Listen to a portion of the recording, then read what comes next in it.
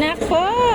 A day in my life as a Jewish wife. So for today's mini vlog mga kami, tara samahan nyo kami ni Mikhail at maglalaro tayo dito sa mall. So dinidate ko si Mikhail for today's video mga kami. So nandito tayo sa mall kasi nga nagsasawa na si Mikhail sa mukha ko.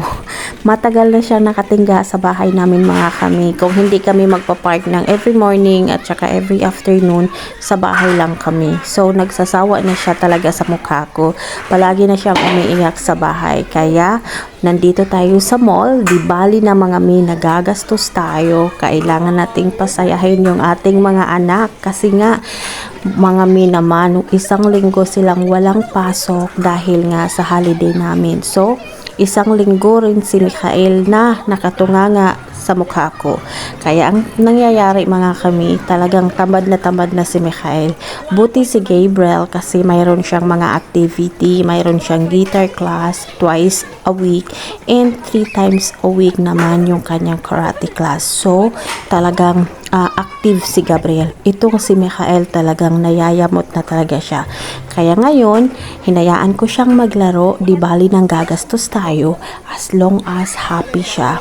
So, nandito kami mga kami sa mall, sa loob ng mall at tamang-tama mga kami kasi pagpasok namin dito, nakita niya yung kanyang classmate nung sa daycare nung pang baby pa. Since day 1, yun na yung classmate niya. Nakita niya dito, so sobrang happy talaga niya.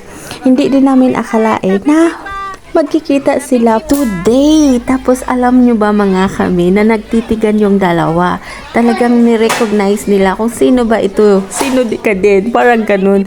Tapos after few minutes, sabi nung lalaki, yung baby na to, Mikhail. And then parang na-recognize na ni Mikhail kung sino yung baby na yan. Yung friend niya yan sa daycare, yung maliit na daycare. So, nagyakapan silang dalawa. Talaga tawa kami ng tawa nung nanay nung baby na yan. Kasi nga, talagang namimiss nila yung isa't isa. So, bali, nung pinasok ko si Mikhail ng 8 months doon sa small daycare ng mga pang-baby na mga daycare, magkasabay yung dalawang yaan. So, hanggang sa lumaki sila, hanggang umabot sila ng 3 years old, magkasabay sila. So, nagiging friend nila yung isa't isa. Tapos, every time na sinusundo ko si Mikhail, tapos nandoon pa tong baby niyon, niyayakap muna niya si Mikhail bago niya paalisin. Sobrang napaka-sweet ng baby na ito talaga. So, sayang nga lang mga kami kasi hindi sila magkapareho ng school. So, bali, preschool na sila pareho mga kami. Kaso, si Mikhail ay pumasok sa isang religious school. Pinasok namin,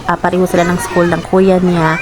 At itong baby na ito, hindi ko alam kung saan yung school niya. Pero, nakakamiss lang na alam pa nila yung isa't isa na talagang nandyan pa yung feelings na pagiging friendship nila. So, nakakatuwa talaga. So, ngayon, ayan, naglalaro sila.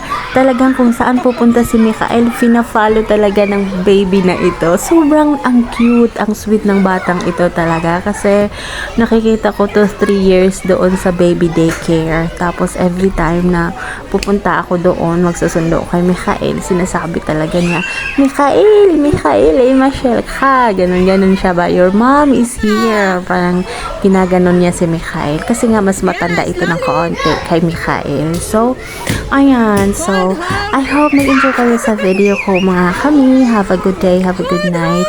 God bless everyone. Keep watching. Bye.